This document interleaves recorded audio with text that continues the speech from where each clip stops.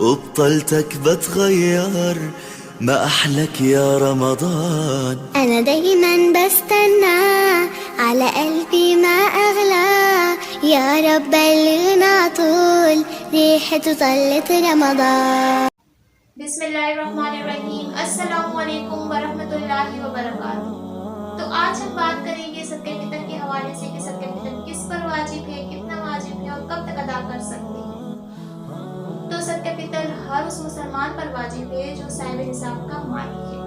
یعنی اتنا مال ہے اس کے پاس جو نصاب کو پہنچ رہا ہے۔ ایسا شخص جو اپنے استعمال اور ضروریات کے علاوہ اس کے پاس سامان ہے اور اس کی قیمت لگائی جائے تو وہ 52.5 تولے چاندی کو پہنچ رہی ہے، تو ایسا شخص صاحب نصاب کا مالک ہے اور اس کا صدقہ فطر واجب ہو جاتا ہے، یعنی وہ صدقہ فطر کو ادا کرے گا اپنی طرف سے بھی، اگر ان کے بچے ہیں وہ اپنے بچوں کی طرف سے بھی صدقہ فطر کو ادا کرے گا۔ اگر اس کے نابالغ بچے ہیں اور اس کا مال ہے تو وہ ان کے مال سے بھی صدقہ فطر کو ادا کر سکتا ہے، یہ درست ہے۔ ایسا شخص ہے جو سفر یا بیماری یا کسی عذر کی وجہ سے روزے نہیں رکھ سکا، پورے رمضان یا کچھ روزے نہیں رکھ سکا، تو ایسے شخص پر بھی صدقہ فطر واجب ہے، وہ اس کو ادا کرے گا اگر وہ صاحب نصاب ہے تب۔ صاحب نصاب نہیں ہے، اس کے پاس خود کھانے کو کچھ نہیں ہے تو وہ ادا نہیں کر سکتا، تو وہ نہ کرے۔ اب ایسا بچہ ہے جس کی ولادت چاند رات کو ہو جاتی ہے، تو اب سوال ہوتا ہے کہ کیا اس کا بھی صدقہ فطر ادا کیا جائے گا، اس بچے کا بھی؟ تو جی، اگر ولادت ہوتی ہے ایسے بچے کی چاند رات کو یا صبح صادق سے پہلے اس کی ولادت ہوتی ہے تو ایسے بچے کی طرف سے بھی صدقہ فطر کو ادا کیا جائے گا، پھر واجب ہو جاتا ہے۔ اور اگر بچے کی ولادت صبح صادق کے بعد ہوئی ہے یعنی عید والے دن ہوئی ہے تو پھر ایسے بچے کی طرف سے صدقہ فطر کو ادا نہیں کیا جائے گا، واجب نہیں ہوگا، لازم نہیں ہوگا۔ اسی طرح اگر کوئی شخص انتقال کر جاتا ہے چاند رات صبح صادق سے پہلے تو ایسے شخص کی طرف سے بھی صدقہ فطر کو ادا نہیں کیا جائے گا۔ ہاں، اگر اس کی وفات ہوتی ہے عید والے دن صبح صادق کے بعد تو ایسے شخص کی طرف سے صدقہ فطر کو ادا کیا جائے گا۔ اب اگر کوئی شخص عید والے دن نماز سے پہلے صدقہ فطر کو ادا کرتا ہے تو یہ اس کے لیے بہتر ہے، بہت ہی بہتر ہے اور مستحب ہے۔ اور اگر وہ نماز سے پہلے ادا نہیں کرتا، عید کی نماز پڑھنے کے بعد ادا کرتا ہے تو تب بھی جائز ہے۔ اگر تب بھی وہ ادا نہیں کرتا تو جب تک وہ ادا نہیں کرے گا اس پر کیا ہے، واجب ہی رہے گا کہ وہ جب تک اس کو ادا نہیں کر لیتا۔ لیکن اگر وہ جب بھی صدقہ فطر کو ادا کرے گا تو وہ قبول ہو جائے گی اور اس کو ثواب ملے گا، لیکن جتنا ثواب اس کو ان دنوں میں ملے گا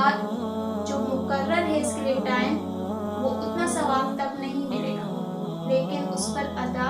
کرنا لازم ہی رہے گا جب تک وہ ادا نہیں کر لے۔ اب بات آتی ہے کہ صدقہ فطر کی کتنی مقدار دینی ہوگی، کتنی قیمت دینی ہوگی، ہر ایک بندے پر کتنی قیمت آئے گی، کتنا غلہ آئے گا۔ تو ہر ایک بندے کی طرف سے 2.25 کلو گندم کے حساب سے، یعنی ہر ایک بندے کی طرف سے 2.25 گندم کے حساب سے گندم دیا جائے گا۔ اگر گندم نہیں دینا تو اس کی قیمت نکالیں گے، یعنی 2.25 کلو گندم ہے تو 2.25 کلو گندم کتنی قیمت میں آ رہی ہے، آپ جہاں رہ رہے ہیں وہاں کے حساب سے، تو اتنی قیمت ہر ایک بندے پر آئے گی اور وہ اس کو ادا کرے گا۔ یہاں پر پاکستان میں کراچی میں یہاں پر گندم کی ہر ایک بندے پر آ رہی ہے 250 روپے، کہ ہر گھر میں جتنے افراد ہیں ہر ایک افراد پر 250 روپے صدقہ فطر کی ادا کرنے کی قیمت آ رہی ہے۔ اور اگر وہ گندم کے حساب سے نہیں جو کے حساب سے کرنا چاہتا ہے تو پھر وہ الگ حساب ہے، اس کا 460 بن رہے ہیں۔ اگر وہ کشمش کے حساب سے، یعنی اس کی جتنی وسعت ہے، وہ اگر جو کے حساب سے کرنا چاہتا ہے یا کشمش کے حساب سے، کسی بھی کھجورے کے حساب سے اگر وہ اپنے صدقہ فطر کو ادا کرنا چاہتے ہیں تو وہ کر سکتے ہیں، جتنی اس کی وسعت ہے وہ پھر اچھے سے معلوم کر کے آپ ادا کر سکتے ہیں۔ لیکن ادا کرنے کا جو وقت ہے وہ بتا دیا گیا ہے کہ صبح صادق سے پہلے ادا کر دیا جائے، یا عید کی نماز پڑھنے سے پہلے ادا کر دیا جائے تو بہتر ہے، لیکن بہتر سب سے زیادہ یہ ہے کہ اس سے بھی پہلے کر لیا جائے، کیونکہ کچھ ضرورت مند اور محتاج ہوتے ہیں، ان کو ضرورت ہوتی ہے۔ اگر ہم عید سے پہلے کرتے ہیں، چاند رات کو کرتے ہیں، تو اس سے ان کی ضرورت جلد پوری نہیں ہوگی۔ اب پورا رمضان انہوں نے تنگی میں گزارا، اب لاسٹ میں ہم دیں گے انہیں، تو یہ بہتر نہیں ہے، بلکہ ہمیں چاہیے کہ ہم رمضان کے درمیان میں ہی دے دیں، تاکہ جو ضرورت مند ہیں، محتاج ہے، ان کی مدد ہو سکے۔ اب بات آتی ہے کہ ہر ایک آدمی کا جو صدقہ فطر ہوتا ہے تو وہ باقی تمام محتاجوں اور مسکینوں کو دے سکتے ہیں، یعنی ایک فرد کا جو صدقہ فطر ہے وہ زیادہ لوگوں کو دے سکتے ہیں، تو جی بالکل دے سکتے ہیں۔ اگر زیادہ لوگوں کا ہے تو وہ ایک فرد کو بھی دے سکتے ہیں۔ اگر قیمت نہ دے، غلہ نہ دے، اس کے علاوہ کچھ اور چیز دے تو کیا وہ دے سکتے ہیں؟ یعنی مثلاً کہ کپڑے ہو گئے، گھر کے ضرورت کی اشیاء ہو گئی، کیا وہ چیزیں دے سکتے ہیں پیسوں کے علاوہ، یا غلے کے علاوہ، گندم کے علاوہ؟ تو جی بالکل دے سکتے ہیں۔ اگر پیسے نہیں دینے ہیں، کپڑے دلا دینا ہے، یا گھر کی کوئی اور ضرورت، کوئی بھی اشیاء آپ دلا دیں تو وہ بھی کیا ہے، درست ہے، آپ دے سکتے ہیں۔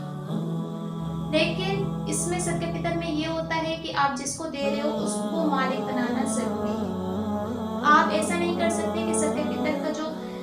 پیسہ ہے وہ آپ کسی مسجد میں لگائیں یا کسی اور بھی ادارے کے کام کے لیے آپ لگائیں، یہ درست نہیں ہے، بلکہ آپ صدقہ فطر جسے دے رہے آپ کو اس کا مالک بنانا ضروری ہے۔ یعنی آپ جس کو دے رہے ہیں اس نے لے لیا، اس نے قبضے میں کر لیا، اب وہ چیز اس کے قبضے میں چلے گئی ہے تو وہ اس کا مالک بن گیا ہے اور وہ چیز اس کے قبضے میں آ گئی ہے، تو صدقہ فطر میں بھی مالک بنانا ضروری ہے۔ یعنی ایسا نہیں ہو سکتا کہ آپ کسی اور کا صدقہ فطر کسی اور کام میں لگا دیں، یا آپ کہہ دیں کہ آپ کا مدرسہ ہے، ہم آپ کا جو کام ہے تو یہ جو صدقہ فطر ہے ہم اس پہ لگا رہے ہیں، ایسا درست نہیں ہے۔ تو امید کرتی ہوں اچھے سمجھ آیا ہوگا کہ صدقہ فطر کب ادا کرنا چاہیے اور کس پر واجب ہو جاتا ہے، اور کون کون ادا کر سکتے ہیں اور کتنی قیمت ادا کر سکتا ہے اور کس طرح اور کیسے۔